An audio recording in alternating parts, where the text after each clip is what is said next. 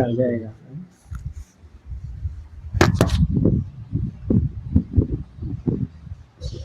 Catherine Mansfield की कहानी 1922 इसका प्रिंटिंग ईयर है लिखा हुआ है, तो अब शायद 20 में लिखी गई, 21 में लिखी गई, जो भी हो सकता है। प्रिंटिंग ईयर 1922, तो हम उसी के इर्द गिर्द कहानी को समझने की कोशिश, खोलने की कोशिश करेंगे। लेकिन पहले कहानी के संक्षेप में चले जाते हैं कि भाई बात क्या कह रही है।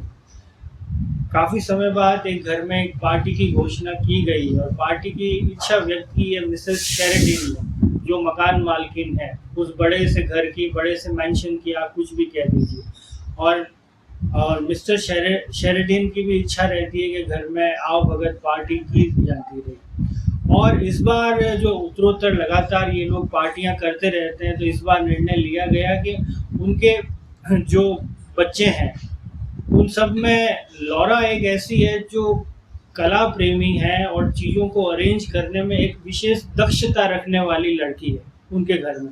तो इस बार का जितना भी अरेंजमेंट है उसको कहते हैं कि you will do all the arrangement this, तो उसको कह देते हैं कि भाई आप इस बार सारा अरेंजमेंट, मिसेस शेरिडन कहती है कि इस बार आप देखें क्योंकि तुम कला प्रेमी हो और तुम में क्या है कि चीज़ों को लेकर एक एस्थेटिक सेंस है, बाकी बच्चों में नहीं, क्योंकि तुम कला प्रेमी हो। तो ये कहानी शुरू ऐसे होती है। तो फिर वो थोड़ी देर में पता चलता है कि वो गार्डन के अंदर शामियाना लगाने वाले आ गए हैं मजदूर। तो वो डबल रोटी का एक हाथ में टुकड़ा लेकर मजदूरों से संवाद करने चली जाती है कि भाई शामियाना कहाँ लगाएंगे, इधर लगाएंगे, सेंटर में लगाएंगे, लेफ्ट में लगाएंगे, राइट में लगाएंगे, कौन से एरिया में लगाएंगे।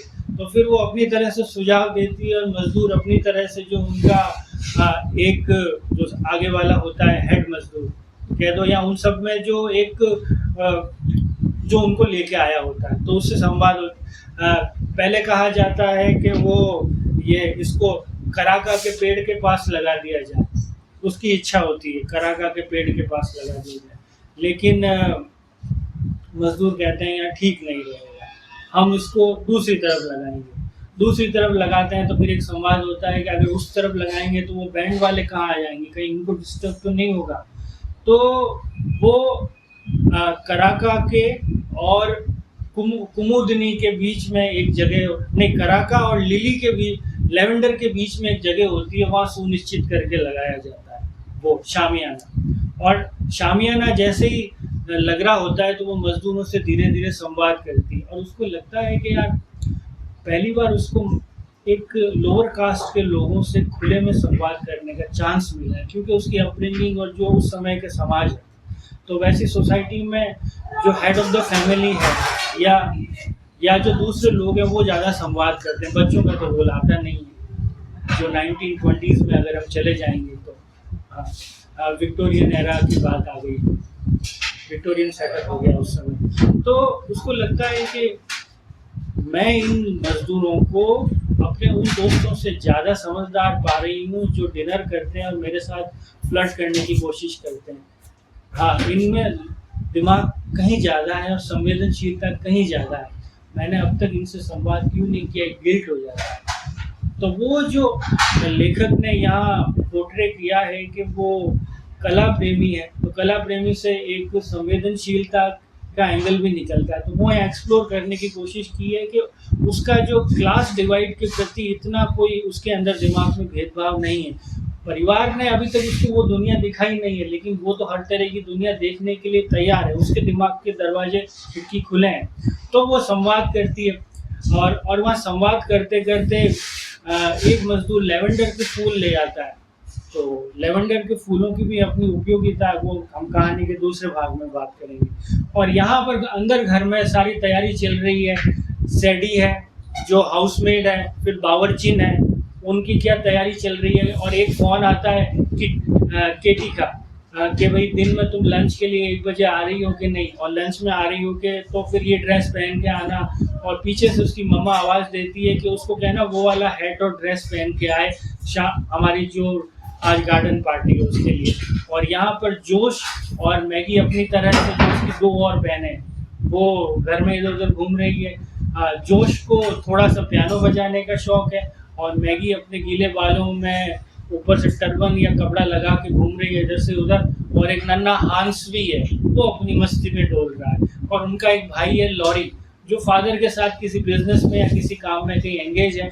तो वो सुबह के सेटअप में घर से बाहर निकल रहे हैं, और ये पार्टी का अरेंजमेंट घर की जो महिलाएं हैं और विशेषकर लॉरा के हाथ में है कि भाई सारा अरेंजमेंट। और वो बस जाते जाते कह रहे हैं कि आप सब अरेंजमेंट कर देना और हम ठीक समय पर वापस लौट आएंगे। उसके फादर मिस्टर शेरिडन और लॉरी, तो वो निकलते हैं और यहाँ पर सारी तैयारियां चल रही है। और थोड़ी देर बाद कहानी में एक घटनाक्रम ऐसा होता है कि एक क्रीम पफ लेके आता है गार्डबर्ड्स का आदमी। गार्डबर्ड्स का आदमी कहता है, बावर्चिन को पहले खुसफुसाहट करता है कि भाई आपने वो घटना सुनी कि नहीं सुनी, कि कैसी घटना। और फिर पता चलता है पीछे से वो मिसेस शेरिडन भी आ जाती है और लॉरा भी आ जाती है कि नीचे बस्ती में एक टांगे वाला स्क्वाट मर गया और बस्ती का माहौल बहुत गमगीन है आज। तो जैसे ही वो लॉरा सुनती है, लॉरा कहती है कि ऐसे माहौल में हमको पार्टी नहीं करनी चाहिए।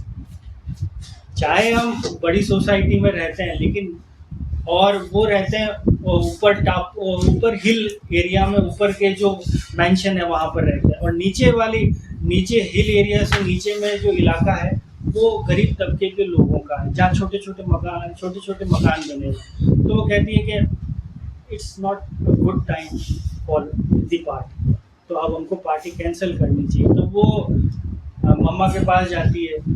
फिर मम्मा के पास जाती है तो मम्मा वो उनका जो संवाद है वो ही बदल देती है।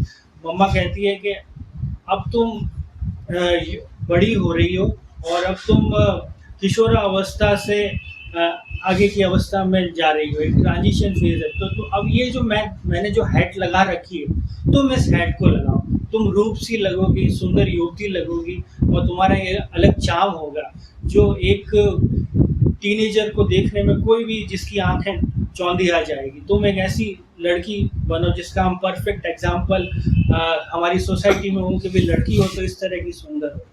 तो और उसके दिमाग में चल रहा है कि ये घटना हो गई, हमको पार्टी नहीं करनी चाहिए।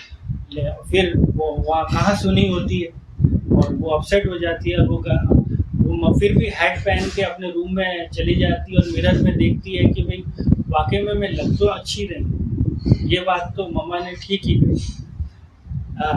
और फिर उसकी अभी भी दिमाग में घूम रहा है कि भाई पार्टी होनी चाहिए कि नहीं होनी चाहिए।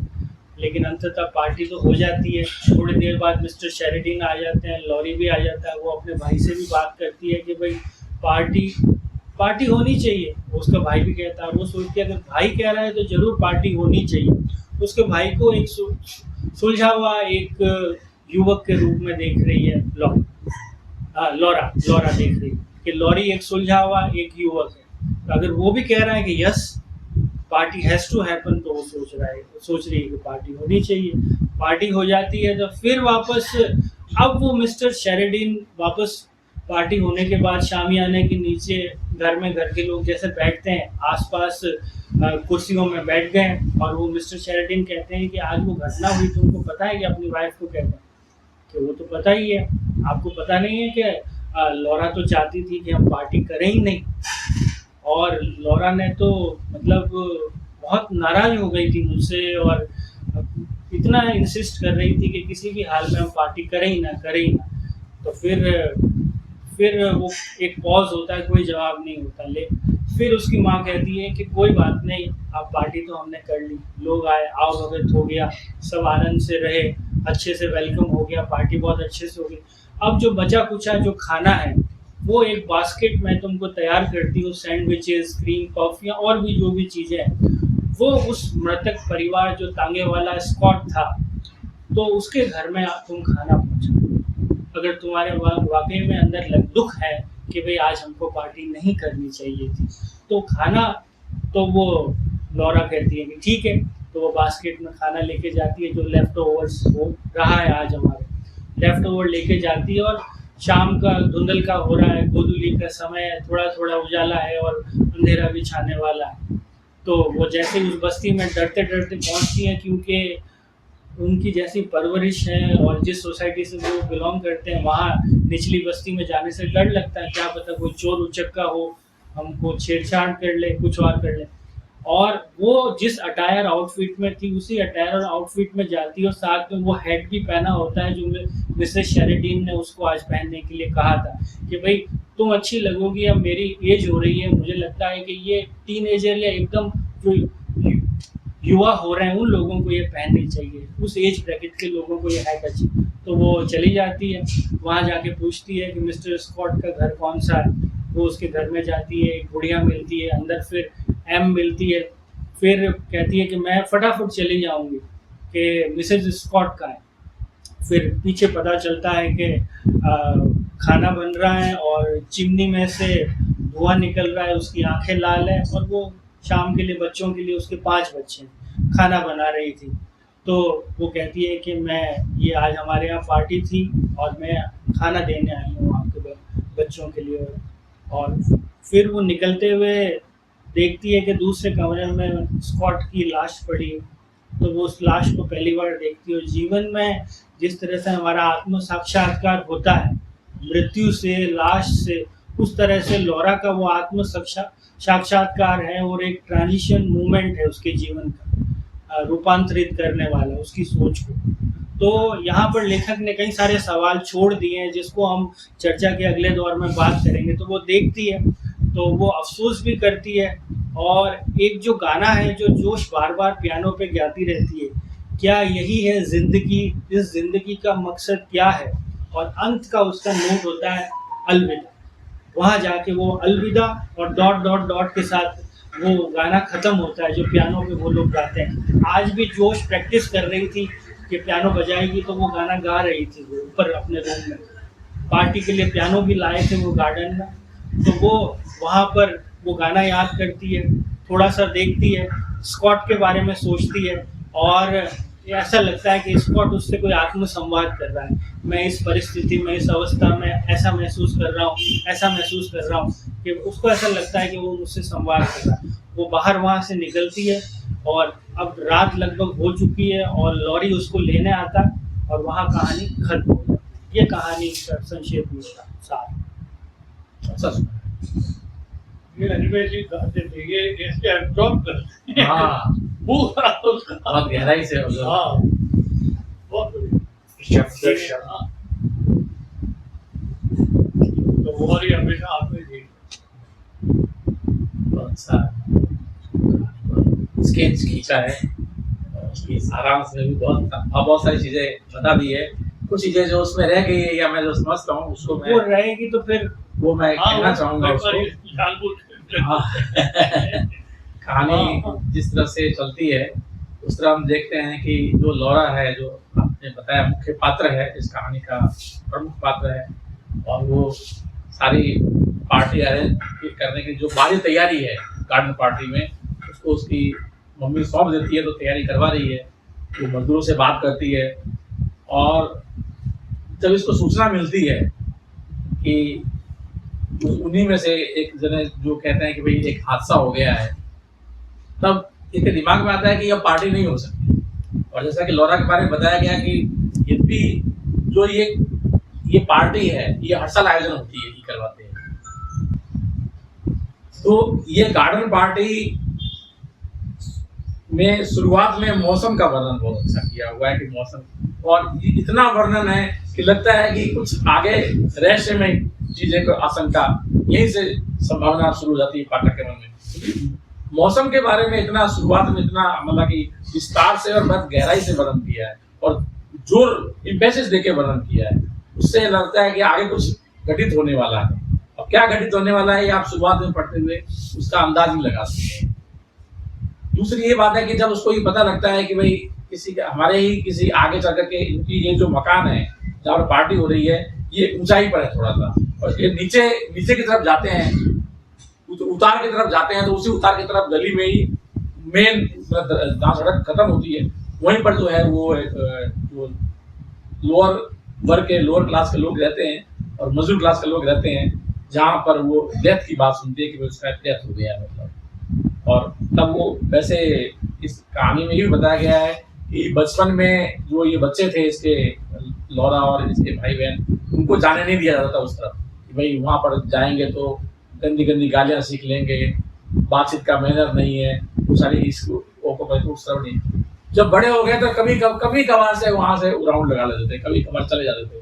बड़े हो गए तब उतना टोका टोकी नहीं, छोटे थे तो वो सब जाने नहीं दिया जाता था उनको, ताकि उनके साथ वो उनके जो है मतलब कि गंदी बातों को, गंदी हरकतों को सीख नहीं ले। ये भी इस कहानी में आया हुआ है। तब आप देखें कि कहानी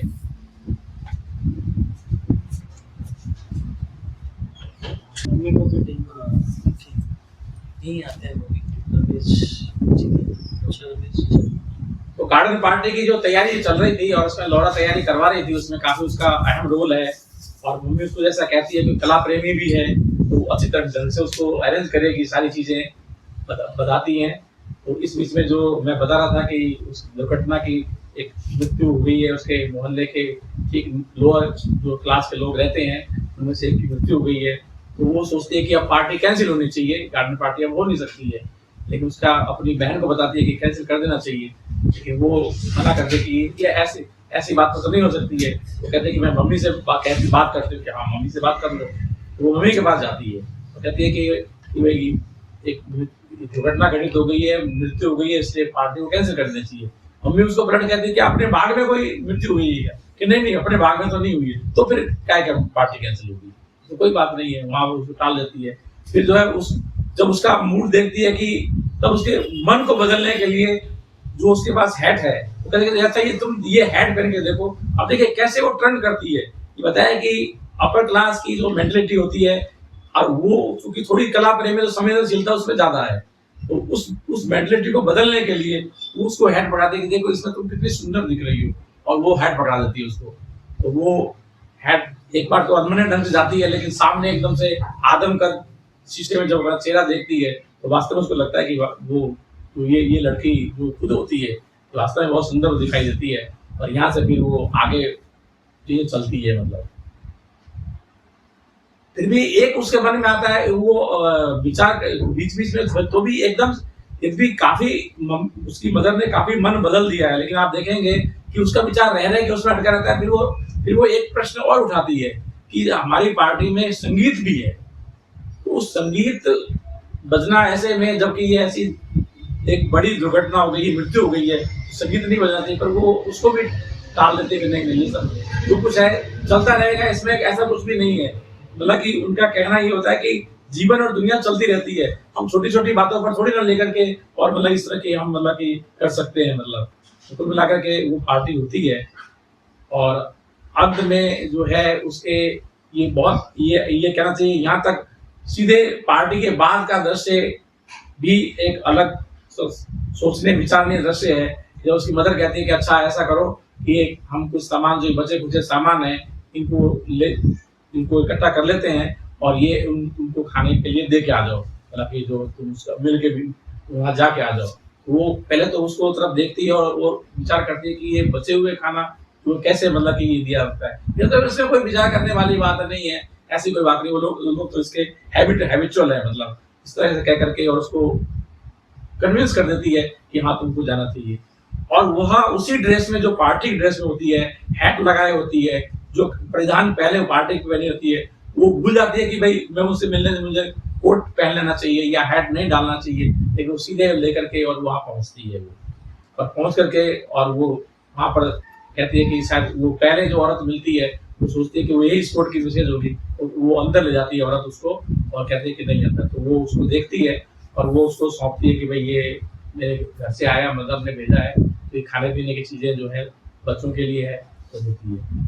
तो वहाँ पर जो है वो देखना चाहती है, तो वो वहाँ पर वो उसका चादर हटा करके और उसको लाश हो जाते हैं। उस समय जो वर्णन किया है कि वो शांत मुद्रा में सोया हुआ है जीवन, तो उस समय जो आप वो बड़ी एक तरफ तो कलात्मक वर्णन है और एक तरफ बहुत ही रियलिस्टिक वर्णन है वहाँ का। जो दृश्य देखती है, जो जिसकी मौत हो चुकी है वो बिल्कुल शांत भाव सोया हुआ, उसके दिमाग में कई तरह के प्रश्न चलते हैं। और जो म्यूजिक की उन्होंने बात की, जो पियानो पर बजता है, यही है जिंदगी, अलविदा, उसको लगता है कि ये सारी चीजें ताम झाम, ये सारी चीजें सब अपनी जगह पर है और मृत्यु के बाद ये सब अपनी जगह पर है। तो ये उसके मन में क्या भाव आता है, यह तो कहानी में पाठकों के लिए ऊपर छोड़ दिया गया है, लेकिन काफी कुछ कहानी कह जाती है कि क्या एक बड़े बड़े मतलब कि जो बड़े घर में जन्म लेते हैं क्या वो उनकी जिंदगी अलग होती है, और मृत्यु के बाद उनका कोई अलग से मृत्यु मतलब की चीजें होती है, और जो ये आम इंसान है या जो लोअर क्लास का व्यक्ति है ये मर गया है, तो क्या ये अलग से तरह की जिंदगी है, क्या इन जिंदगियों में अंतर है या जिंदगियों में समानता है, या इसके लिए शोक नहीं किया जाना चाहिए या इस पर विचार नहीं किया जाना चाहिए। कहानी ज्यादा कुछ नहीं कह रही है और उस इन चीजों को छोड़ते हुए हम पर छोड़ देती है। ओपन एंडेड कहानी है, ये छोड़ देती है।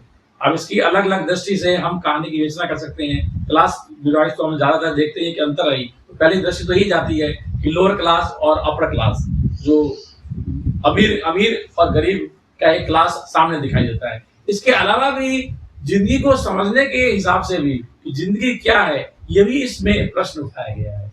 इसके अलावा भी इसमें जो मौसम और बगीचे का वर्णन किया गया है, फूलों का वर्णन किया गया है, चीजों का वर्णन किया है, वो भी कई चीजें मतलब कि हम उसको तरफ देख के कई चीजें हम इसको विस्तार दे सकते हैं, इसकी अपन चर्चा में शामिल हुए। आपने पढ़ी तो और जो समझी वो आप अपने फिर हम इसके अन्य अंदर की जो कुछ बातें हैं ना वो बाद में बात करेंगे। पहले ये जूठन की बात कर रहे थे ना, तो मुझे जो वाल्मीकि जी का जो उपन्यास था, ओम प्रकाश वाल्मीकि का, उनका जूठन जो उपन्यास था उसका थोड़ा वो दिमाग में चल रहा था, लोअर क्लास अपर क्लास जो था। फिर कहीं अम्बेडकर भी इसमें आगे कि उन्होंने भी वो सब झेला था, और फिर खुद को भी ऐसे देखा कि मैं भी तो लोअर क्लास SC/ST इस कास्ट से हूँ, ये अभी भी ख़त्म हुआ नहीं है। अपने इंडिया में भी देखे तो भी मैंने सबको एक तरह से एक को समग्र दृष्टि से देखने का कोशिश की कि भाई ये वेस्ट में भी चलता है, यहाँ भी चलता है, तो ये चलता ही रहता है ये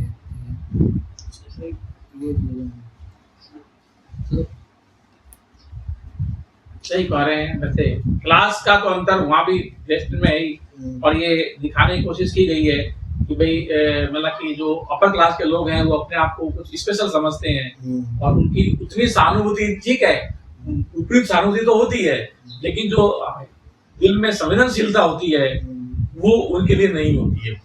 ये दिखाने की कोशिश तो की गई है। इसलिए जो आपने जब ये कहानी पढ़ते हुए महसूस किया तो नेचुरली ये आपको ओम प्रकाश वाल्मीकि का और अम्बेडकर का याद आना स्वाभाविक था। वो भी उसी जीवन से गुजरे हैं नेचुरली, और समाज में हम आज भी देख रहे हैं तो बहुत ज्यादा परिवर्तन नहीं आया। आप जब बोल रहे थे तो एक एग्जांपल में थोड़ा सा डी रूट होते हुए एक एग्जांपल है। बिल्कुल। मुझे क्या है कि एक क्लास में सोशल साइंसेस की क्लास चल रही थी, तो उस वक्त हम लोग प्रिपरेशन कर रहे थे, तब की वो क्लास चल रही थी। तो उस वक्त क्या है कि टीचर ने बोला कि आपको क्या लगता है कि इंडिया में रेसिज्म है कि नहीं। सबने मना किया एकजुट आवाज। किसी ने बोला कि रेसिज्म तो इंडिया में कहाँ है, रेसिज्म से हम लोग हमेशा विदेशी या फॉरेन को हम लोग सोचते हैं, ठीक है, ब्राउन चमड़ी में कहाँ रेसिज्म है, ठीक है।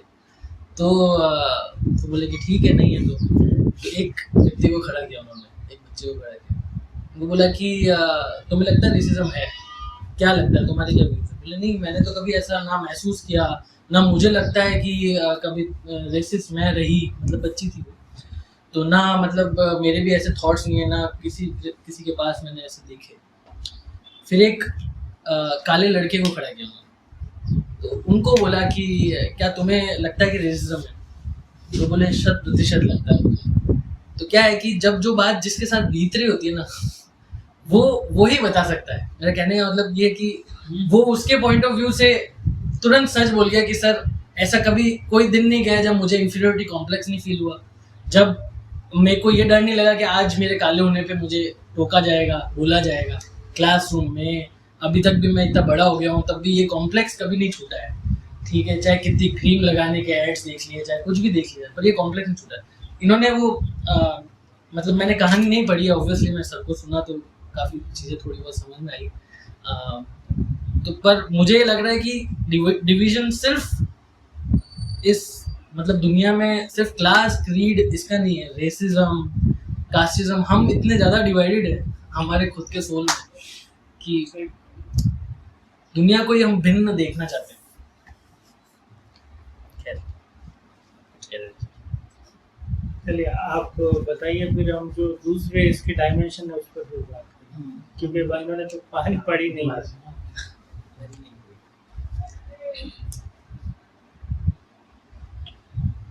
मित्रों, एक तो ये जो कहानी ये बहुस्तरीय है, इसके कई डायमेंशन। निमेश जी ने अपने आरंभिक वक्तव्य में कई डायमेंशन को संकेत दिया, साथ साथ में उनको और खोला, और साथ साथ से मैं पूर्णतः सहमत हूँ कि इन्होंने 3 चर्चाएं की।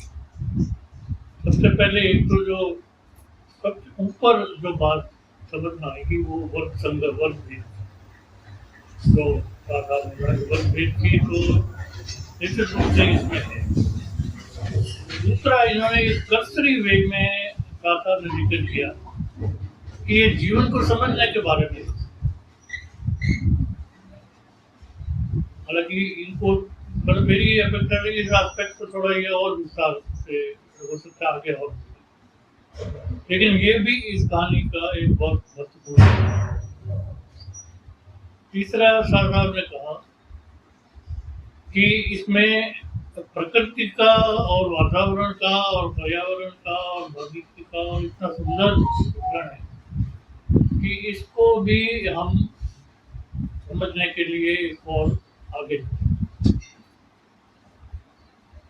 ये बात निश्चित रूप से सही है।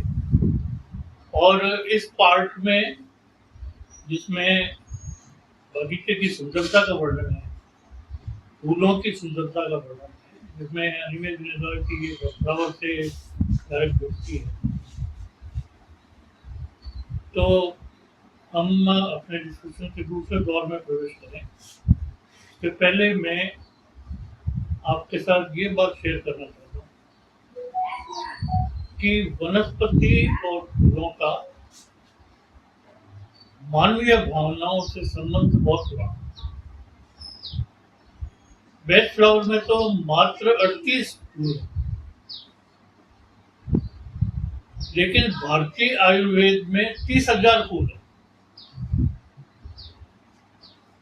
भारतीय आयुर्वेद में 30,000 फूलों का वर्णन है, जो कि भावनाओं से और मनुष्य के स्वास्थ्य से जुड़े।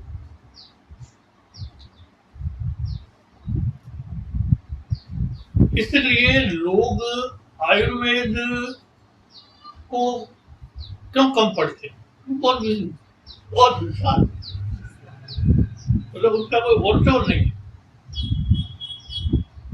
आयुर्वेद में आपने वो कहानी जीवक की सुनी होगी कि एक आयुर्वेद आचार्य ने अपने शिष्यों को कहा कि जब शिक्षा पूर्ण हो गई तो उन्होंने कहा कि जब ऐसा है कि 5 योजन के क्षेत्र में घूम लो, तो जो वनस्पति का उपयोग नहीं समझ में आए वो उखाड़ देंगे। तो बाकी सारे शिष्य को 1, 2, 4, 5 सब लेके आए कि साहब ये हमें। एक जीवक नाम का एक शिष्य था, वो खाली हाथ था।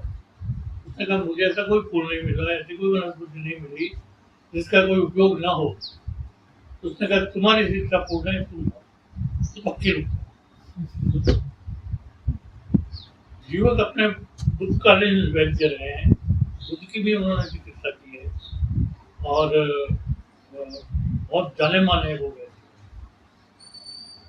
बेस्ट फ्लावर में 38 जो फ्लावर हैं वो एक डॉक्टर एडवर्ड बेस्ट को तो मैं ये मानता हूँ कोई ईश्वरीय वरदान मिला है उनको कि वो जब अपने क्षेत्र में, वो टेम्परेट इंग्लैंड का भाग था, तो घूमते थे तो उनको ऐसा होता था कि इस पेड़ से, इस वनस्पति से, इस फूल से ये भावनाएं रिलेटेड है और ये क्योर हो सकती है।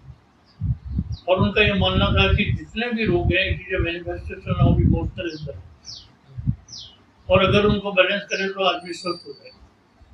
तो उन्होंने 38 फूलों को लिस्ट करके भी लाइन थे कि अब मैं चाहे जीऊँ या मरूं, इन 38 से आगे कोई नहीं पड़े। तोड़ती सी हैं आज तक। 1950 में उनकी डेथ हो गई, लेकिन आज भी वो अटती थी।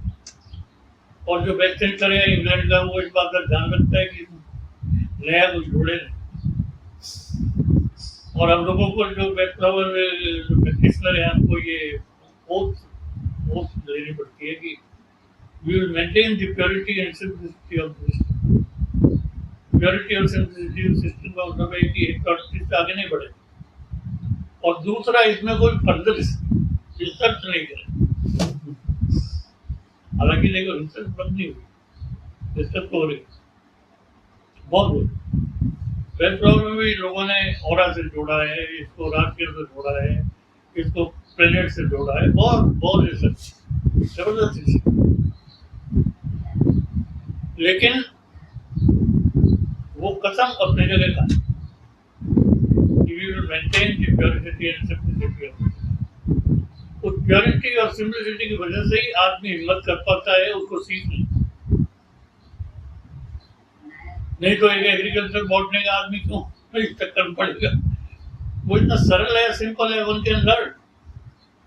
और उससे भी अभी जब मैं आपकी बात करूँगा तो एक बार मैं अरविंद की बात करूँगा फूलों के बारे में, ताकि थोड़ा जैसे लेवेंडर के फूल है, तो हालांकि बैकग्राउंड में ये इंक्लूडेड नहीं है, लेकिन लेवेंडर पश्चिम में और भारत में ये मानसिक शांति और नींद के लिए एक बहुत उन्नत ऑप्शन। और इस फूलों से जुड़ी हुई एक और थेरेपी है, एरोमा थेरेपी, जिसमें केवल खुशबू से इलाज होता है। तो उस एरोमा थेरेपी में लेवेंडर का बहुत बड़ा रोल। तो जितने भी फ्रेग्रेंसेस वगैरह जो पश्चिम में डिजाइन करते हैं, उसमें lavender is very important fragrance, चाहे वो मेल या फीमेल की, जिससे लोगों को उस फ्रेग्रेंस से ये एक काम मेंटल पीस का अनुभव। Lavender is one of. और कुमुदनी का वो एक्चुअल है, वो इंग्लिश में बोल रहा हूँ उसका नाम लिली, हाँ लिली, पिंक लिली, हाँ तो बड़ा भारी रोल। तो definitely flowers are very important. और आज भी जब मंदिर में जाते हैं तो हम फूल ले जाते हैं, हार ले जाए ईश्वर को, क्योंकि वो उनका रूप रंग और उनकी खुशबू, यानी सिंबॉलिक वे में जो सौंदर्य ईश्वर ने रखा है और जो शांति ईश्वर ने रखी, वो ये हम उसको अर्पण फूलों के हाथ।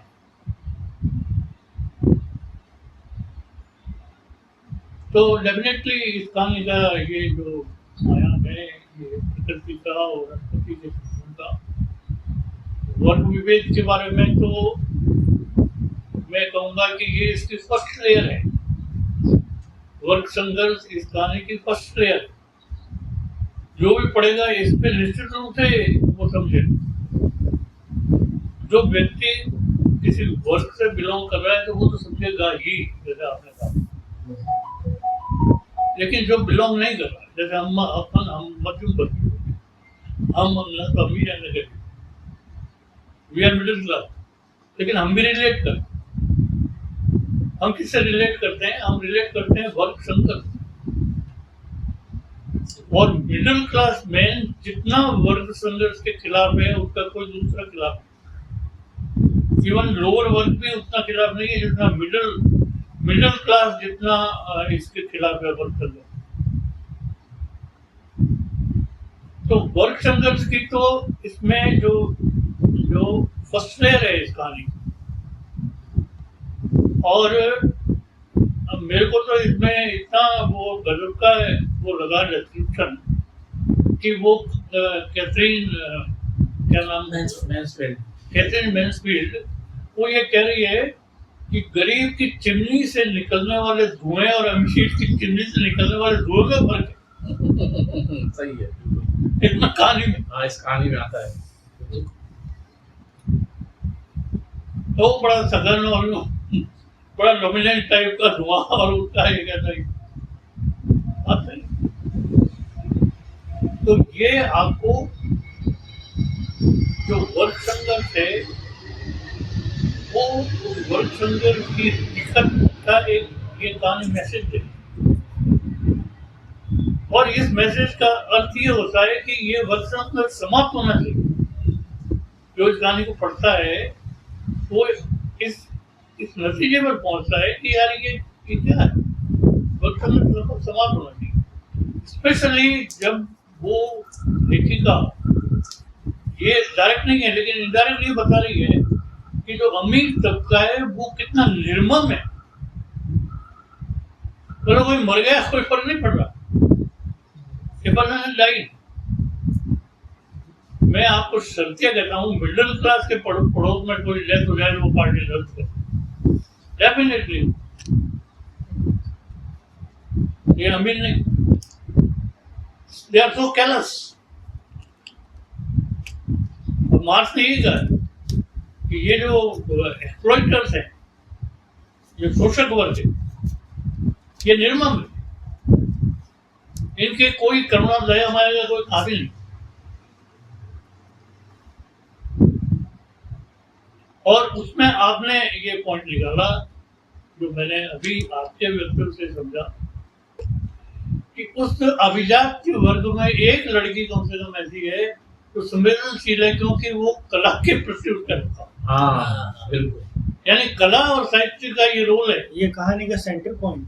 हाँ, कला और साहित्य का ये रोल है कि आप चाहे किसी वर्ग में हो, आपके मन में मानवीयता रहती, आपके मन में मानवीयता, और वो उसके मन में एक ख्याल आता है कि पार्टी कैंसिल हो, उसके मन में एक ख्याल आता है कि जैसे आपकी बात से मुझे एक एग्जाम्पल याद आ गया, मतलब इस कॉन्टेक्स्ट से जुड़ा हुआ ही है कि उद्धव ठाकरे और आदित्य ठाकरे की बनावट में जमीन आसमान का अंतर है। आदित्य ठाकरे राजनीति का आदमी नहीं, वो पेंटर है मूलतः, उसकी पेंटिंग एग्जीबिशन कई बार लग चुकी है। तो उसका जो सोचने का अब वो तो होता है ना हमारे यहाँ, तो कि इसका ये वो लेगेसी या वो परिपाटी को आगे ले जाना, नहीं तो हमारा क्या हो। हाँ, बल्कि उसकी सोच ही अलग है। हाँ, वो अगर आप उसको कभी अलग अकेले में ले जाके बात करेंगे, हाँ, तो आपको लगेगा कि ये तो गलत जगह घुस गया। हाँ, पिता उसको जबरदस्ती मार मार के ले जा रहा है क्योंकि उसकी पार्टी का अस्तित्व खतरे में है। हाँ, क्योंकि वो मूलतः तो पेंटर है। हाँ, अब आप आगे। तो आपकी बात सही है कि कला और साहित्य का जिससे थोड़ा सा भी संबंध है उसमें मानवीय संवेदना के अंश मौजूद रहते हैं, और वो चाहे किसी भी वर्ग से संबंधित हो, वो मानवीय संवेदना की बात करता है और उनके आचरण में वो मानवीय संवेदना प्रकट करता है। ये अलग बात है कि इस कहानी में अपने पूर्ण परिवेश के कारण वो लौरा लड़की अपने निर्णय को तो लागू नहीं कर पाई, लेकिन इस कहानी में उसका व्यक्तित्व एक अलग रूप से उभर के निकलता है। अब मेरी बात मैं अभी बीच में नहीं रखूंगा ताकि दूसरे में आप प्रवेश करें, लेकिन मैं अपनी बात एक बात मेरा ये मानना है कि साहित्य में, कहानी में द्वंद्व, या तो व्यक्ति से व्यक्ति का द्वंद्व है या व्यक्ति का समाज से। तो इसमें व्यक्ति से समाज का द्वंद्व तो उसका पहली बात सही है, और लोरा का जो द्वंद्व है वो व्यक्ति से व्यक्ति का, वो जिस अच्छाई में बिलीव करती है वो उस अच्छाई को लाना चाहती है, ला नहीं पा, ये व्यक्ति से व्यक्ति का। और तीसरा जो पहलू जिसको मैं शायद और दूसरे पहलुओं से ज्यादा मत, वो पहलू ये है कि ये कहानी मूल रूप से दार्शनिक है, फिलोसॉफी का है। जयपाल सार्त्र से एक इंटरव्यू में पूछा गया था कि साहित्य और दर्शन में क्या अंतर, what is difference between literature and philosophy. Sartre ने जवाब दिया, साहित्य में एक लाइन के 100 मतलब होते हैं, दर्शन में 100 लाइन का एक मतलब होता है।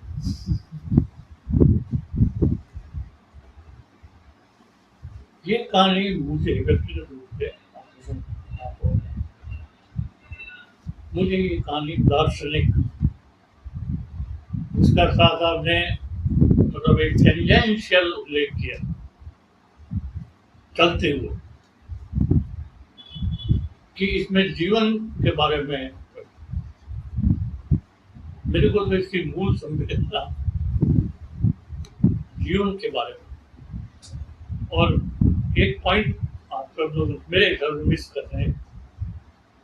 लौरा उस व्यक्ति को, चेहरे को देखकर उसे ये लगता है कि अरे तू इतनी शांत और इतनी आनंदमय, मतलब वो जो वर्णन है कहानी में उसके मरे हुए व्यक्ति का, वो मतलब अजीब तरह से से भर जाती है। अरे ये कितना शांत हो रहा है, अब इसको कोई दुनिया के मतलब से तो मतलब नहीं, गॉन बियॉन्ड एवरीथिंग। तो वो उस लाइफ से नहीं, वो डेथ के प्रति फैसिनेट हुए, ठीक है, फैसिनेटेड टू डेथ। और वो आखिर में जब अपने भाई से बात, आखिर में जब कहानी समाप्त हो गई तो वहाँ डेथ लिखे हुए, तो वो लौरा तो डेथ की बात कर रही है, लाइफ डेथ खाली कर। अब वो जो आपने कहा, अब वो अपने पाठक अपना अपना मतलब निकाल। शिनकार निजाम का एक शेर है, फिलसफी भी दे न सकी जिसका जवाब, मैंने पूछा जिंदगी क्या है। तो ये जो कहानी है, इसका ये शेर इसके एंड पे लागू। लौरा अपनी तरफ से सोच रही है जिंदगी क्या है, और वो उसकी कहानी का आखिरी वाक्य isn't it privilege, isn't it privilege, मतलब उसका भाई कह रहा है हाँ क्या। अब क्या है ये पाठक बोलते हैं। तो basically in my opinion it's a philosophical story trying to point out toward the notion of life and death, that Laura is so fascinated that she thinks that death is that goal which is very important for her.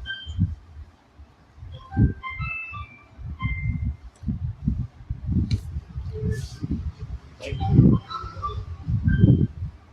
बड़े बड़े कवि author सबने जीवन का अगर उल्लेख करना चाहा है तो मृत्यु को देखते हुए किया, रिफ्लेक्शन ऑफ डेथ। इसमें उसने लेखिका ने कोई संकेत नहीं दिया है, लेस लिख दिया। मुझे वो जी कविता याद आती है, मुझे पुकारती हुई पुकार। आपने वो कविता पढ़ी? उस कविता में है ना, वो मृत्यु शैया पर लेटा हुआ है और वहाँ पे वो कहता है कि मतलब वो मर रहा है, मरने वाला है, मृत्यु शैया पर लेटा हुआ है, लेकिन फिर भी वो सोचता है कि इसके बाद भी जीवन होगा, मैं जीऊँगा। मतलब जीने की जो आस है ना वो नहीं छूटती। ऐसे ही जो आपने कहा कि जो डेथ है वो डेथ के प्रति फैशनेट हो जाती है। तो जो लाइफ है, डेथ, ये सारी जो चीज़ें हैं ना, जैसे वो कवि ये कहना चाहता है कि जो मुझे पुकारती हुई पुकार है ना, वो कभी ख़त्म नहीं होगी, मुझे ज़िंदगी के प्रति भी वो लेके जाएगी और वो डेथ के साथ भी वो डेथ को भी वो ऐसे ब्यूटीफाई करता है अपने उस कविता के अंदर, और वो बहुत लंबी कविता है। देखिए, साहित्य में डेथ को source of all kind of fear माना जाता है। हमारे जितने भी भय हैं उसका उत्तर डेथ, लेकिन दर्शन में ऐसा नहीं। फिलोसॉफी में डेथ के बहुत सारे व्यू पॉइंट, और उसमें एक व्यू पॉइंट ये है कि जो डेथ को एग्जिस्टेंशियली एक्सपीरियंस करता है मतलब इंटेलेक्चुअली तो हम सब जानते हैं कि we are going to die and life is uncertain, लेकिन अगर ये understanding I can die at any moment, सही बात। अगर ये हो जाए तो आदमी बुराई करेगा ही नहीं।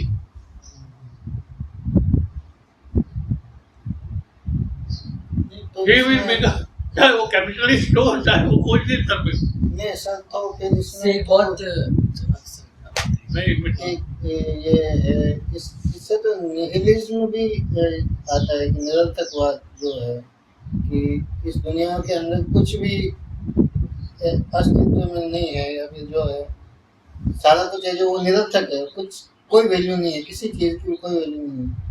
तो जो आप कह रहे हो कि अस्तित्ववाद है, तो ये इसका उल्टा भी तो है, निरर्थकवाद भी है, मैं कह रहा हूँ ना, फिलोसफी में बहुत सारे डायमेंशन हैं, डायमेंशन है। तो फ्रेडरिक बहुत सारे डायमेंशन हैं। नीत्शे को जब पढ़ रहा था तो थोड़ा उनका भी वो था कि जरा सुख के साथ वो कुछ ऐसी चीज़ें होती है और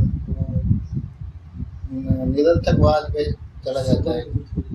नहीं, पर उसने देखिए, हाँ, बिल्कुल। लेकिन कहानी में जो चीज आई है वो आप तुलना कीजिए, महाभारत का एक प्रसंग आता है जहाँ पर वो प्रश्न पूछते हैं कि भाई दुनिया में सबसे आश्चर्य चीज क्या है, तो उसका उत्तर देता है कि मृत्यु निश्चित है, कि फिर भी लोग मृत्यु से भागते हैं, हालांकि मृत्यु नहीं चाहते, हाँ, मुक्ति नहीं है चाहता। ना। अब इस कहानी को देखिए, मैं ये नहीं कह रहा हूँ, मैं कोरिलेट करने के साथ भी नहीं भी कर रहा हूँ, लेकिन इस कहानी को देखिए, लोरा वहाँ पर जो प्रमुख पात्र है वो मौसम देख रही है इस कहानी में, वो वनस्पति फूलों का उससे भी उसका इंटरेक्शन हो रहा है, संगीत का भी इंटरेक्शन हो रहा है, लोग एंजॉय कर रहे हैं, उसका भी इंटरेक्शन हो रहा है। वो जब वहाँ पर जाती है तो वो उस सबको देखते कितने देखिए, यहाँ पर वो सब जो लाश को बताया गया है, सबको बताया गया है, वो विकृत नहीं बताया गया है, वो जैसे शांत भाव में नींद में है, तो उससे भी उसका इंटरेक्शन सामना होता है लोरा का।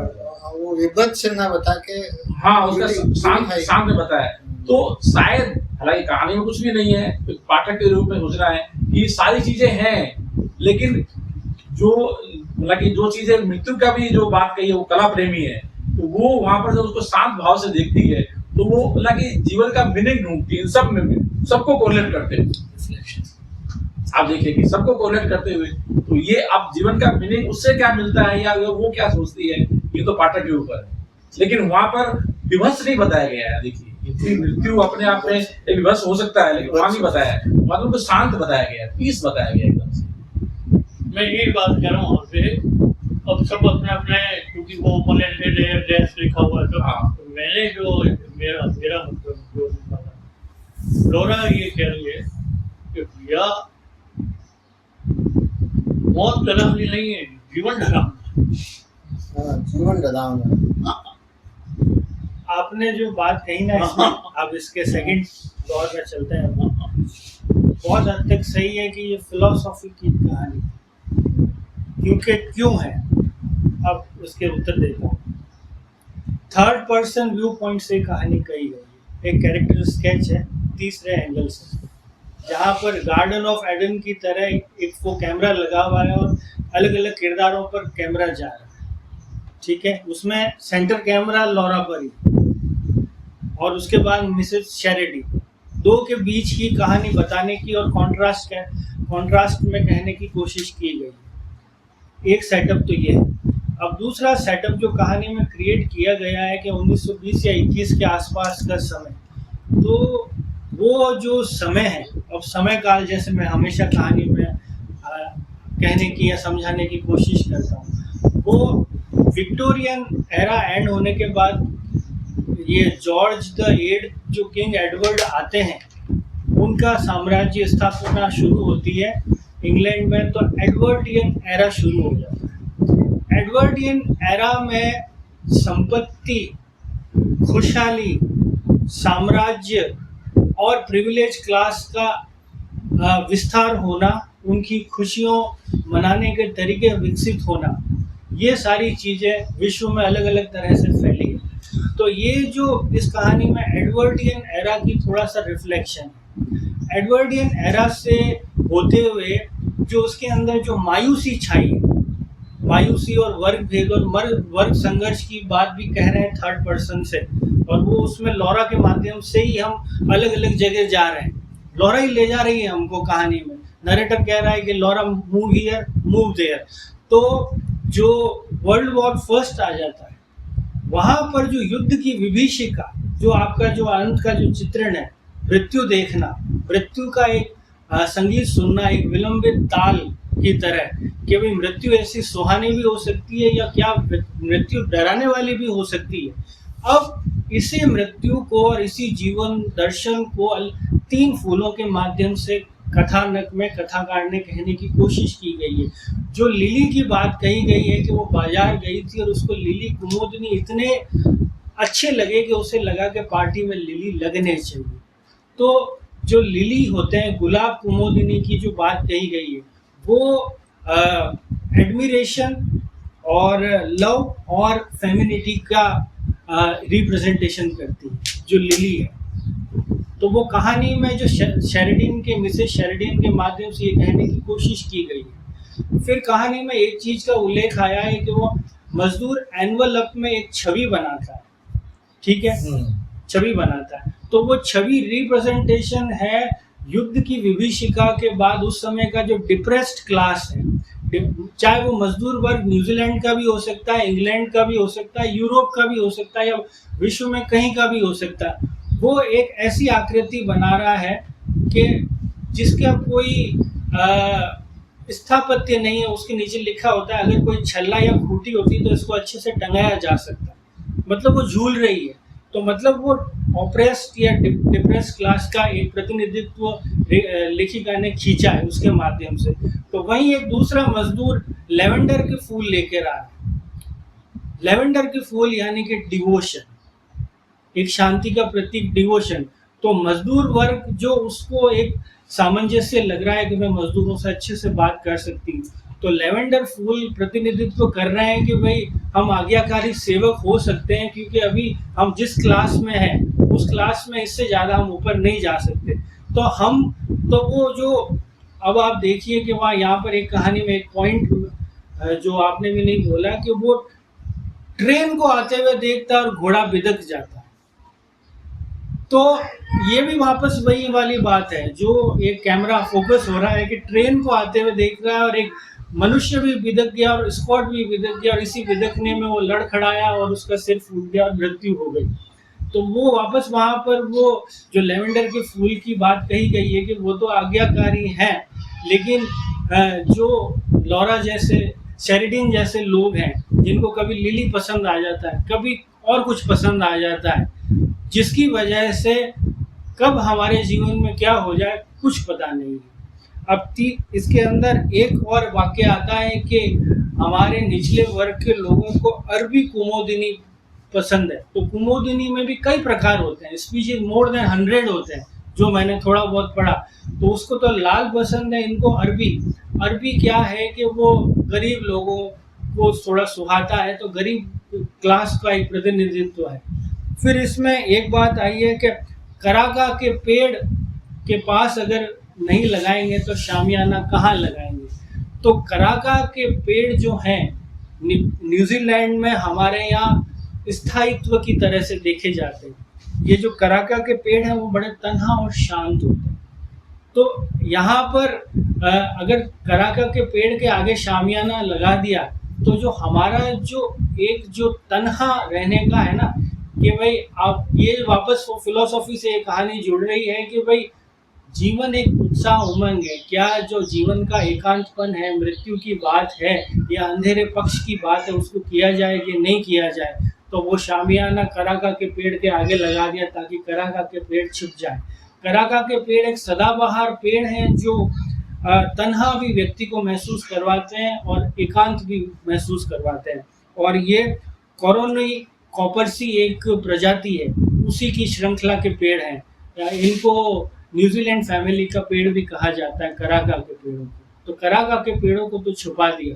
वो छुपाया इसलिए है कि एडवर्डियन एरा में जो अमेरिका और जर्मनी से प्रतिद्वंदिता थी इंग्लैंड की और आसपास की, कि भाई हम इस तरह से विकास कर पाएंगे कि नहीं कर पाएंगे, और वहाँ पर ये विकास के लिए जो क्लास डिवाइड है वो उत्तरोत्तर बढ़ रहा है।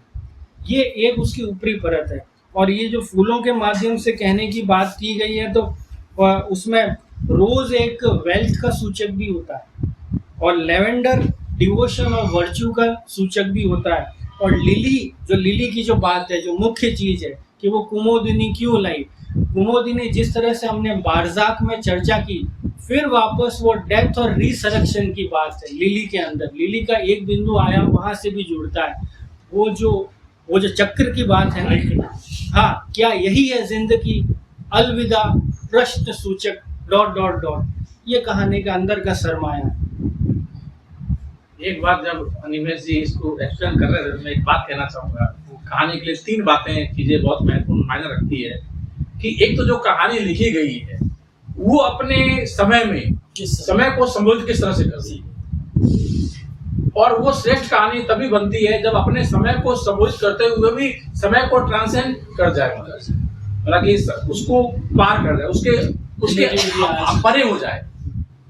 अपने समय को संबोधित तो करे, अपने समय को संबोधित नहीं कर रही है तो अपना श्रेष्ठ कहानी हो ही नहीं सकती है। पहली तो उसकी यही होती है, दूसरी होती है कि उसको पार कर जाए, और तीसरी बात जो है कि जो इन्होंने कहानी को बारीकी से पढ़ते हैं तो उसके बहुत सारे मीनिंग होते हैं। तीसरी बात ये भी है, एक तो 2 चीजें, कहानी को यदि बारीकी से हम पढ़ेंगे तो बहुत सारे इसके मीनिंग खुलते हैं। आप देखिए कि वह लोरा एक कला प्रेमी है, और जैसा कि अभी बात है कि जो कला और साहित्य और इसे जो वास्तव में मतलब कि सही अर्थों में जुड़े रहते हैं, तो वास्तव में उसका आपके लिए केवल वो टाइम पास का साधन नहीं है, बल्कि आप समर्पित भाव से कला और साहित्य में जुड़े हुए हैं। तो जीवन के विविध जो पक्ष आप देखते हैं उससे आप समझना और सीखना चाहते हैं। वो एक तरफ जितनी वो चीजों को देख रही है, पार्टी देख रही है, उसके प्रति उत्साह लोगों को देख रही है, संगीत को देख रही है, लेकिन साथ में वह जो मृत्यु भी देख रही है साथ में। अपने एक ही जीवन में या एक ही चीज में लेखिका ने, इस कहानी के लेखिका ने कितनी चीजों का वर्णन कर दिया है, क्योंकि लोरा के माध्यम से वो सारी चीजों को हम ऑब्जर्व करते हैं फिल्म में। तो जो आप बता रहे थे कि कहानी दार्शनिक रूप से इस रूप में भी है कि वो एक साथ जीवन के एंजॉयमेंट, आनंद को जो लोग पार्टी ले रहे हैं, और उसमें भी 2 तरह के आनंद है। एक तो उन्होंने प्राकृतिक दृश्य का उत्पन्न किया, वो एक अलग तरह का, एक कहना चाहिए कि उससे एक अलग तरह का मनोभाव पैदा होता है, उससे हमारी भावनात्मक जुड़ाव होता है। दूसरा, उस पार्टी का एंजॉय कर रहे हैं जो साधारण है, जो एक सतही है या भौतिक रूप से है। और तीसरा, आप इन चीजों को कोरिलेट कीजिए, जब वो आप जाती है वो कोर्ट के पास, और वो उसकी शांत में उसका जो शव पड़ा हुआ है, तो इन समग्रता में वो शायद वो अर्थ को महसूस करती है कि वहां उसके शायद दिमाग में ये तो हो गया होगा कि लोअर क्लास और मिडिल क्लास और अपर क्लास कुछ नहीं है, जो चीजें हैं वो इन्हीं में से जो है जीवन का अर्थ निकलेगा। क्लास से वो मेरे ख्याल से उसको जो वहां पर जो उसको शांत पीसफुल उसका जो मौत देखती है, वो शायद अपने उन चीजों से वो अलग हो गई है। मतलब तो जो कला प्रेमी होगा या साहित्य प्रेमी होगा, वो चीजों को देखने का नजरिया और तरीका और उसकी जो कहना चाहिए कि भावनाएं जिस ढंग से बनती है वो बिल्कुल अलग से होगा, और वो उसके जो नजरिया होगा वो शायद ज्यादा मानवीय पूर्ण है या ज्यादा संवेदनशील है। शायद ये मतलब की भी कहानी से परिलक्षित होता है, जो मैं समझ पाया हूँ। ये सर ने जो समय की बात की, दूधनाथ सिंह की जो लाइनें थी, वो एक नई धारा हिंदी करके एक इंस्टाग्राम पेज है, उसने शेयर की कि जो लेखक समय के समग्र शिल्प में जीवित नहीं रहता उसकी विकलांगता निश्चित है। बिल्कुल, कोई भी रचना की पहली तो आपका अपने समय से संबोधन होता है। आप देखिए, तो अपने समय से संबोधन आप नहीं कर रहे हैं तो कहानी आप या रचना उससे हो ही नहीं सकती। समय के समग्र शिल्प में बिल्कुल सही है। अब जो आपने जो बात कही है ना, वो जो कहानी में जो सेकंड पैराग्राफ में जो 4 लाइन है कि वो दर्शन से क्यों जुड़ती है, वो आपने कहा 100 लाइन का वो इतना सा अर्थ निकलता है, तो मैं वो पढ़ देता हूँ पैराग्राफ। वह उन तमाम चीजों से बहुत दूर था, वह लाजवाब था, हसीन था। जब वे नाच गा और ठहाके लगा रहे थे, ये चमत्कार गली में आ चुका था। तो ये जीवन एक चमत्कार ही है, आधी हकीकत आधा फसाना। नींद में गुम चेहरे ने कहा खुश रहो, मस्त रहो, सब ठीक ठाक है, नींद में चेहरा बोल रहा है, वह बस वैसा ही है जैसा उसे होना चाहिए। फिर वो कह रहा है मैं संतुष्ट हूँ, मैं शांत हूँ, इस यात्रा में आया था और चला गया, लेकिन उसी के साथ उसे रोना भी था। वह उसे कुछ कहे बगैर बाहर नहीं जा सकती थी। अब ये मायावी दुनिया की बात है, उसे रोना भी था, मिसेज स्कॉट को सांत्वना भी देनी थी क्योंकि उसके बगैर बाहर नहीं आ सकती थी। और वो पूरी इस सफ़र में ग्लानि में रही कि मैं ये हेड क्यों नहीं खोल के आई और मेरी ड्रेस क्यों नहीं बदली है। मैं अभी जातीय वर्ग क्या बड़े वर्ग की एक शोक में जाते हैं तो हम सफ़ेद कपड़े पहनते हैं या सारगी भरे कपड़े ब्लैक भी पहनते हैं। हाँ हाँ। लॉरा ने एक लंबी सी बचकानी सिसकी भरी, हेड के लिए मुझे माफ कर दे। इस बार उसने एम की बहन का इंतजार नहीं किया। वह दरवाजे से निकली और अंधेरे में डूबे उन लोगों के पास से होती हुई पगडंडी पर बढ़ी। तो वह एक इस दुनिया के से दूसरी दुनिया में जा रही है, अंधेरे से प्रकाश की ओर जा रही है। इस दुनिया की यात्रा में दो दुनिया का उन्होंने एक आयतन खींच दिया या दो दुनिया की कॉन्ट्रास्ट बता दी। पगडंडी के सिरे पर उसकी मुलाकात लॉरी से हुई। वह अंधेरे से निकला। लॉरी कहाँ से निकल रहा है? अंधेरे से निकल रहा है। तुम हो लॉरा? हाँ। माँ परेशान हो रही थी, सब ठीक ठाक है ना? हाँ बिल्कुल। ओह लॉरी। उसने लॉरी की बाह पकड़ी और चिपट गई क्योंकि वह अंधेरे से होकर आई। अंधेरा जो आपने कहा ना कि जो मृत्यु से साक्षात्कार कर लेता है, ये दर्शन जुड़ा हुआ है फिर यहाँ। और वो जो लाश से भी संवाद हो गया और लाश के उसे लग रहा है लाश ऐसी है कि मैं संतुष्ट हूँ, जो होना था हो गया, ना मुझे किसी को कटघरे में खड़ा करना है, ना कोई अच्छा है ना कोई बुरा है। ये सब इस गार्डन में भाव है, हमारे मनोभाव, हमारे देखने की दृष्टिकोण है। लॉरा ने सिर हिलाया, वह रो रही थी। लॉरी ने उसके कंधों को अपनी बाह में जकड़ लिया। रो मत। उसकी आवाज में गर्मजोशी और प्यार था। क्या वह दुखदाई था अनुभव जो तुम अंधेरे की दुनिया में देखने गई थी? नहीं, लॉरा ने सिसकियां लेते हुए कहा। वह बेहद शानदार था। उसका एक रीसरेक्शन है, जो लिली के फूल की बात है ना, वो जो बारजाक में जो वो सब क्या खोज रहे थे, लेकिन लॉरी वह रुक गई। उसने भाई को निहारा। क्या जिंदगी, क्या यही जिंदगी है? लेखक नरेटर हमसे प्रश्न कर रहा है, पाठक से भी कर रहा है, लॉरी लॉरा से भी कर रहा है। क्या जिंदगी? वह हगलाई। क्या जिंदगी? लेकिन जिंदगी क्या है वह उसका खुलासा नहीं कर सकी, क्योंकि वो जिस एज में उसका क्या समझ पाएगी। क्या यही जिंदगी है? वो आपस में वापस उसको पूछ रहा है, क्या यही जिंदगी है? कोई बात नहीं, उसने उसकी बात समझ ली थी जितना वो समझ सकते हैं। लॉरा और लॉरी कहता है बेशक ऐसी ही है। लॉरा ने कहा, लॉरा कहती है बेशक ऐसी ही है। लॉरा ने थोड़ा सा उससे ज़्यादा जो साक्षात्कार किया इस जीवन या दर्शन का, तो वो अपने अनुभव से कह रही बेशक ऐसी ही है। इन सब मायावी चक्र में हम जो फंसे हैं, तो क्या किसी जाने का इतना गम करना है, क्या किसी आने का इतनी खुशी मनानी है? तो हम अभी खुशी मना के आए हैं, फिर अंधेरे में एक लाश को देख कर आए। तो जीवन के हर पहलू हैं इस गार्डन में। ये कहानी है जो आगे में वर्ड है ना, आइडेंटिटी है, क्या हिंदी में नहीं लिखा हुआ है। हाँ हाँ, अंग्रेजी में अंग्रेजी में हाँ, isn't it? That is very important. क्योंकि ओपन Isn't it करके क्वेश्चन हाँ हाँ वो बहुत important हाँ। वैसे इस लेखिका के बारे में मैं थोड़ा सा बता दूं कि लेखिका जो कैथरीन मैन्सफील्ड है ना, और इनके जमाने में दो इनकी टक्कर में लिख रहे थे। D.H. लॉरेंस भी फिक्शन लिख रहे थे और है ना, और एक वर्जीनिया वुल्फ, वो भी बहुत नाम है उनका। हाँ, लेकिन कहते हैं कि वो भी बहुत ईर्ष्या करती थी कि जितनी हाई की कहानी की जो हाइट है, वो जो कैथरीन मैन्सफील्ड कर पाई, वो वर्जीनिया वुल्फ और D.H. लॉरेंस भी वहां तक नहीं पहुंच पाए। गलत नहीं हूँ तो शायद शॉर्ट स्टोरीज के लिए कैथरीन मैन्सफील्ड बहुत ज्यादा है। और उन लोगों की जिन्होंने आपने कंपैरिजन हाँ, किया ना, और दुनिया के जो महानतम कहानी शॉर्ट स्टोरी राइटर हैं, जेकब है और हेमिंगवे है, और इनकी कतार में कैथरीन मैन्सफील्ड की गिनती होती है। यानी कि उस समय जो वर्जीनिया वुल्फ का भी नाम बहुत है और उपन्यास बहुत अच्छे लिखे हैं, अमेरिका में बड़े लेवल पर पढ़ाए भी जाते हैं। तो आप देखेंगे कि कैथरीन मेन्सफील्ड ने तरह तरह के जिंदगी के जो अनुभव सीखे या जो उसकी समझ में आई, और चेखव से वो बहुत ज्यादा प्रभावित थी।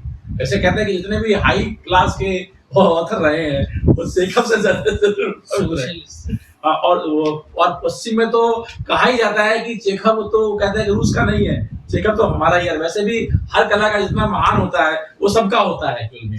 तो कैथरीन मेन्सफील्ड की एक कहानी और चर्चित है, आप लोग पढ़िएगा उस कहानी का। और वो भी कहानी पर इतनी उसकी समीक्षा लिखी गई, लेकिन समीक्षा लिखने के बाद भी ये नहीं कह सकते कि ये अंतिम यही सही है इंटरप्रिटेशन है, क्योंकि जब जो आलोचक इंटरप्रिटेशन करते हैं और उसमें आप देखें बिल्कुल कॉन्ट्रास्ट में इंटरप्रिटेशन हुआ है। ये मैं आगे के लिए कह रहा हूँ कभी, और इससे भी छोटी, ये तो 17 पेज की कहानी है, जो 12 पेज की कहानी है अंग्रेजी में, और वो कहानी केवल 4 पेज की है, और उस पर जो मेरे ख्याल में हजारों पेज लिखे गए हैं क्रिटिसिज्म के। द फ्लाई, इसको हिंदी में अपन कहेंगे मक्खी। तो पढ़िए, उसको भी पढ़िए। बहुत पहले रिकमेंड किया था। हाँ, एक बार बिल्कुल। तो मैं अनिमेश जी को एक पॉइंट पे थोड़ा सा और बात। हाँ बिल्कुल। आपका हमेशा ये आपकी विशेषता है कि आप जियो पॉलिटिकल और हिस्टोरिकल पर्सपेक्टिव से कहानी को बहुत अच्छी तरह से वो केवल वो आपका स्पेशल है, हम लोग उसको नहीं, आपका स्पेशल उसके लिए बहुत मेहनत करनी पड़ती है। उसमें नॉलेज चाहिए। हाँ, बैकग्राउंड में जाना पड़ता है उसके बहुत। इस गाने में आपकी इस बार आपका जो कहा हुआ फिगर पूरी तरह उसका कोई वो नहीं है, विरोध के रूप में नहीं, लेकिन ये कहानी जिस प्रश्न को उठाती वो समय से पार, और इसलिए ऐसी ही कहानी को कालजयी हमसे, क्योंकि वो प्रश्न अब क्या उठ गया कि मेरे हिसाब से कि लॉरा का डेथ के प्रति एक परसेप्शन था कि ये इतनी भयावह चीज है कि हमें पार्टी कैंसिल कर, लेकिन जब डेड आदमी को देख लेती है तो उसका परसेप्शन बदल जाता है, तो कहते यार ये शानदार चीज है, लेकिन उसका परसेप्शन बदल गया। इसका मतलब ये नहीं है कि इस प्रश्न का शाश्वत प्रश्न का उत्तर मिल गया, वो डेथ है अभी तक क्वेश्चन मार्क। राइट, ये आपने बहुत अच्छी बात कही, उसका परसेप्शन बदला है। हाँ। उसका उत्तर नहीं मिला। हाँ, वो दोनों में अंतर है। इसीलिए इस अंग्रेजी में मूल कहानी में ये कहानी खत्म होती है उसके ब्रदर के इजेंटेड डेथ क्वेश्चन। और हम ये भी नहीं कह सकते कि उसका जो परसेप्शन बदला है वो कोई परमानेंट परसेप्शन बदला है या टेम्परेरी है, ये कोई नहीं कह सकता। हाँ, क्योंकि कहानी में ऐसा कुछ भी नहीं है, लेकिन ये इम्पोर्टेंट है कि इसमें परसेप्शन बदल गया, और ये इस वजह से ये प्रश्न शाश्वत हो गया। प्रश्न देखा बिल्कुल, जैसे अब इन्होंने कहानी पढ़ी और इनको अपने समुदाय अपनी जाति की याद है, तो बस अब तो 2024 है। तो यही तो बात अभी मैंने कही थी कि रुद्रनाथ सिंह जी की जो बात थी, जो समग्र शिल्प है, जो फ्यूचर की जनरेशंस के लिए लिखा जाता है, वही साहित्य जो है वो कालजयी हो जाता है। इसलिए क्या है कि ये जो मानवीय संवेदनाओं का सवाल, जीवन का सवाल, मृत्यु का सवाल, इन पे जो रचनाएं है वो हमेशा कालजयी। हाँ, एक एमिली डिकिंसन, अगर आपको एमिली डिकिंसन को थोड़ा ठंडा हो जाएगा इसलिए तो उन्होंने क्या है ना, डेथ पे बहुत सारी कविता लिखी। आई थिंक उनकी 70-80%